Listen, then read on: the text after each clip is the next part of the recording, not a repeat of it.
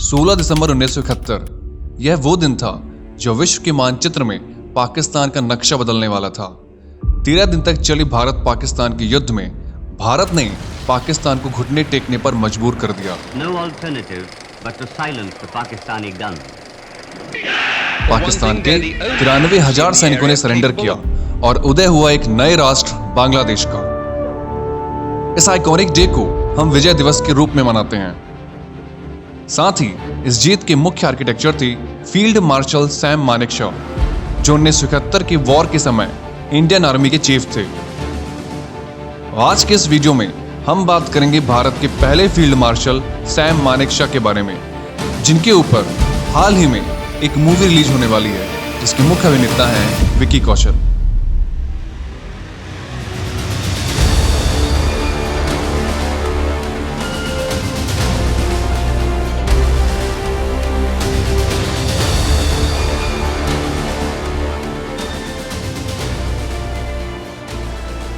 Sam Manekshaw का जन्म 3 अप्रैल 1914 को अमृतसर के पंजाब में हुआ था। माना जाता है कि ये पहले मेडिकल की पढ़ाई करने के लिए लंदन जाना चाहते थे, लेकिन पिताजी के मना करने के बाद उन्होंने 1932 में इंडियन मिलिट्री एकेडमी देहरादून को ज्वाइन किया। यह वही साल था जब इंडियन मिलिट्री एकेडमी की स्थापना हुई थी और सैम मानेकशॉ इस एकेडमी के पहले बैच में एनरोल हुए। ट्रेनिंग के बाद उन्हें 12th फ्रंटियर फोर्स रेजिमेंट की 4th बटालियन में कमीशन किया जाता है और यहां से उनकी मिलिट्री लाइफ शुरू होती है। अपने मिलिट्री करियर में इन्होंने कई युद्ध लड़े। फिर साल 1939 में वर्ल्ड वॉर 2 शुरू हो जाते हैं।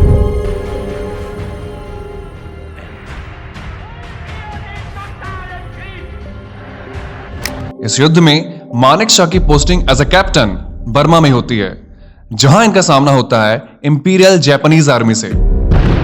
इस युद्ध में उन्हें 9 गोलियां लगती हैं, यानी कि इनकी सर्वाइवल के चांसेस काफी कम थे। लेकिन शेर सिंह, जो कि सिख सैनिक थे, वे उन्हें बचा लेते हैं। इस युद्ध में इस वीरता के लिए ब्रिटिश आर्मी उन्हें मिलिट्री क्रॉस से सम्मानित भी करती है। लेकिन ये तो शुरुआत थी।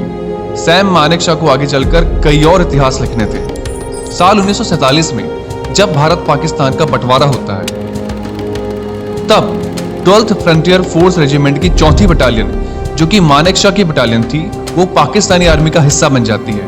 ऐसे में उन्हें इंडियन आर्मी की 8th गोरखा राइफल बटालियन में शामिल किया जाता है। इसी बीच 22 अक्टूबर 1947 को पाकिस्तानी आर्मी कश्मीर पर हमला कर देती है और डोमेल के साथ साथ मुजफ्फराबाद पर कब्जा कर लेती है। तब अगले दिन कश्मीर के राजा हरि सिंह भारत से मदद मांगते हैं। फिर 25 अक्टूबर 1947 को सैम मानेकशॉ को वीपी मेनन के साथ कश्मीर भेजा जाता है, जहां सैम मानेकशॉ कश्मीर का एरियल सर्वे करते हैं। तब तक वीपी मेनन और महाराजा हरि सिंह के बीच कश्मीर मुद्दे पर बात होती है। ठीक उसी दिन Hari Singh instrument of accession यानी विलय पत्र पर हस्ताक्षर कर देते हैं और फिर 27 अक्टूबर 1947 को इंडियन आर्मी कश्मीर पहुंचकर पाकिस्तानी आर्मी से युद्ध करती है। इसी बीच सैम मानेकशॉ की पोस्टिंग एमओ डायरेक्टरेट यानी कि मिलिट्री ऑपरेशन डायरेक्टरेट में होती है, जिसका हेडक्वार्टर दिल्ली में होता है। तब इन्हें यहां पर कर्नल के पद पर प्रमोट कर दिया जाता है। बाद में ये मिलिट्री ऑपरेशन के डायरेक्टर भी बनते हैं और ब्रिगेडियर के पद पर प्रमोट हो जाते हैं। इसके बाद 1959 में इन्हें मेजर जनरल और 1963 में लेफ्टिनेंट जनरल बनाया जाता है।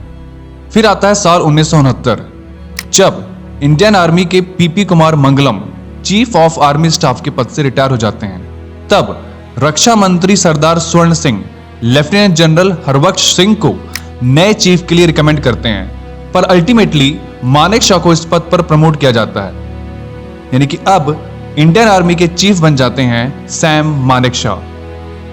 लेकिन सैम बहादुर के लिए सब कुछ इतना अच्छा नहीं रहा। उन्हें एक बहुत बड़ी कॉन्स्पिरेसी का सामना करना पड़ता है। माना जाता है कि इस कॉन्स्पिरेसी ने ऑलमोस्ट उनका मिलिट्री करियर खत्म ही कर दिया था।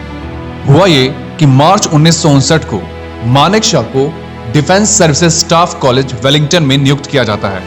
यहां पर ये कमांडेंट के पद पर नियुक्त होते हैं। उसी वर्ष chief of army staff K S. Thimayya थे। के.एस. थिमाया और तब के रक्षा मंत्री वी.के. कृष्ण मेनन के बीच में एक डिस्प्यूट शुरू हुआ। डिस्प्यूट इस बात का कि मेजर जनरल ब्रिजमोहन कौल को लेफ्टिनेंट जनरल के पद पर प्रमोट कर उन्हें भारतीय सेना का क्वार्टर मार्शल जनरल बनाया जाता है। यह अपॉइंटमेंट थिमाया के रिकमेंडेशन के अगेंस्ट किया जाता है। इस बात से नाराज होकर थिमाया अपने पद को छोड़ने का निर्णय लेते हैं, लेकिन उनके इस निर्णय को एक्सेप्ट नहीं किया जाता है, यानी कि थिमाया चीफ ऑफ आर्मी स्टाफ बने रहते हैं। इसके बाद कॉल को चीफ ऑफ जनरल स्टाफ बना दिया जाता है, जो कि चीफ ऑफ आर्मी स्टाफ के जस्ट नीचे की अपॉइंटमेंट थी। लेकिन इस पद पर रहते हुए भी call chief of army staff से ज्यादा पावरफुल हो गए। माना जाता है कि बृजमोहन कॉल के नेहरू और मेनन से काफी अच्छे संबंध थे और इसी कारण ये कहीं ना कहीं बहुत ज्यादा पावरफुल हो गए थे। एक तरीके से आर्मी एडमिनिस्ट्रेशन में पॉलिटिकल इंटरफेरेंस नजर आ रहा था और इसका विरोध लगभग सभी सीनियर आर्मी ऑफिशियल्स ने किया। विरोध करने वालों में से सैम बहादुर भी थे और यहीं से उनके साथ कई सारी कॉन्स्पिरेसीज जुड़ गईं। यहां तक कि उनके जूनियर्स को भी प्रमोशन मिल गया, बट वे कोर्ट में केस लड़ते रहे। तभी 1962 में इंडो चाइना वॉर शुरू हुए, लेकिन केस के कारण सैम मानेकशॉ एक्टिवली इस युद्ध में पार्टिसिपेट नहीं कर पाए। 1962 के वॉर में भारत को काफी नुकसान उठाना पड़ता है। इसी बीच उन पर लगे सारे चार्जेस खत्म हो जाते हैं और उन्हें लेफ्टिनेंट जनरल के पद पर नियुक्त कर दिया जाता है। यहां से उन्हें 4th कॉर्प्स का कमांडर नियुक्त किया जाता है। 1970 के दशक में भारत ने कई युद्ध लड़े, चाहे वो 1962 का इंडो चाइना वॉर हो या 1962 का भारत पाकिस्तान युद्ध हो।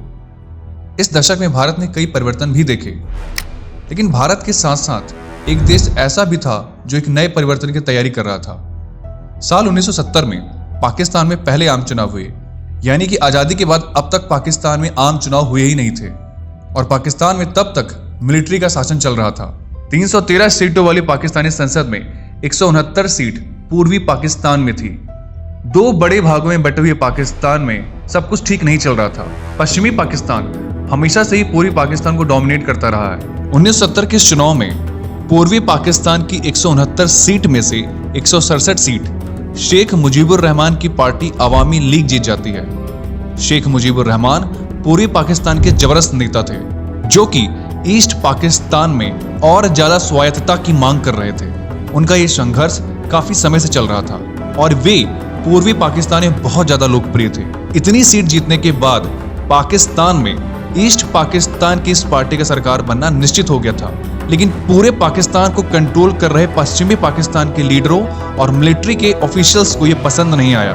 तब के पाकिस्तान के राष्ट्रपति याह्या खान ने उन्हें सत्ता सौंपने में देरी की और हुआ ये कि मुजीबुर रहमान के समर्थन में ईस्ट पाकिस्तान में प्रोटेस्ट शुरू हो गए। इसी बात का फायदा उठाकर पाकिस्तानी आर्मी ईस्ट पाकिस्तान पर हमला कर देती है और अपने इस ऑपरेशन को ऑपरेशन सर्च लाइट का नाम देती है। इसके तहत बंगाली मूवमेंट से जुड़े हर एक व्यक्ति को ढूंढ ढूंढ कर मारा जाने लगा। इसी बीच 26 मार्च 1971 को पाकिस्तानी आर्मी मुजीबुर रहमान को अरेस्ट कर लेती है। जन आक्रोश इतना ज्यादा था कि इसी दिन दोपहर को 2:30 बजे अवामी लीग के लीडर्स बांग्लादेश के इंडिपेंडेंस की घोषणा कर देते हैं। बांग्लादेश 26 मार्च को ही अपना स्वतंत्रता दिवस मनाता है। अगले 9 महीने तक ईस्ट पाकिस्तान, यानी कि जो अब बांग्लादेश हो चुका था, पाकिस्तान से अपनी स्वतंत्रता के लिए संघर्ष करता रहता है। बांग्लादेश की गलियों में बंगाली नरसंहार होता है, जिसके कारण 10 मिलियन से ज्यादा शरणार्थी भारत में प्रवेश करते हैं। इसी बीच अप्रैल 1971 में देश की प्रधानमंत्री इंदिरा गांधी बांग्लादेश की सहायता का निर्णय लेती हैं और कैबिनेट की मीटिंग बुलाती हैं। इस मीटिंग में इंदिरा गांधी सैम मानेकशॉ से युद्ध की तैयारी के बारे में पूछती हैं। माना जाता है कि सैम मानेकशॉ ने तब इंदिरा गांधी को यह कहा था कि उनकी आर्मी अभी युद्ध के लिए तैयार नहीं है और उन्हें कुछ समय दिया जाए जिससे वे जरूरी तैयारी कर सकें। उन्होंने ये भी कहा कि वो विक्ट्री की गारंटी लेते हैं यदि उन्हें ये ऑपरेशन उनके हिसाब से करने दिया जाए, जिस पर इंदिरा गांधी सहमत हो जाती हैं। जल्द ही मानेकशॉ अपने प्लान्स के साथ ईस्ट पाकिस्तान की लोकल आर्मी, जिसका नाम मुक्ति वाहिनी था, के सोल्जर्स को ट्रेन करने लगते हैं। उन्हें गुरिल्ला टैक्टिक्स के साथ आर्म्स और एम्यूनिशन भी प्रोवाइड किए जाते हैं। लेकिन इस वॉर में इंडिया की ऑफिशियली एंट्री होती है तब जब 3 दिसंबर 1971 को पाकिस्तानी एयरक्राफ्ट भारत के वेस्टर्न पार्ट में इंडियन एयरफोर्स बेस पर हमला कर देते हैं और इंदिरा गांधी पाकिस्तान पर युद्ध घोषित कर देती हैं। सैम मानेकशॉ के नेतृत्व में कई मिलिट्री ऑपरेशंस होते हैं। 13 दिन तक चले इस युद्ध में पाकिस्तान अपने घुटने टेक देता है और पाकिस्तानी आर्मी के 93,000 सैनिक प्रिजनर ऑफ वॉर यानी कि POW बन जाते हैं। यह सरेंडर जगजीत सिंह अरोरा, जो कि ईस्टर्न कमांड के कमांडर इन चीफ थे, के सामने पाकिस्तानी आर्मी के लेफ्टिनेंट जनरल आमिर अब्दुल्ला खान नियाजी करते हैं। 93,000 सैनिकों के साथ यह सरेंडर विश्व इतिहास का सबसे बड़ा सरेंडर था। इस युद्ध में पाकिस्तान को 1.5 लाख स्क्वायर किलोमीटर एरिया का नुकसान होता है और 70 मिलियन की आबादी वाला नया देश बांग्लादेश अस्तित्व में आता है और भारत 1971 का युद्ध जीत जाता है। अपनी लाइफ में 40 साल से भी ज्यादा का समय सैम मानेकशॉ ने इंडियन आर्मी को दिया। अपनी वीरता, साहस और बुद्धिमत्ता के लिए 1973 में भारत सरकार उन्हें फील्ड मार्शल के पद पर नियुक्त कर देती है और ये भारत के पहले फील्ड मार्शल बनते हैं। उनकी वीरता, साहस, बुद्धिमत्ता और लीडरशिप स्किल ने इन्हें इस देश में अमर कर दिया।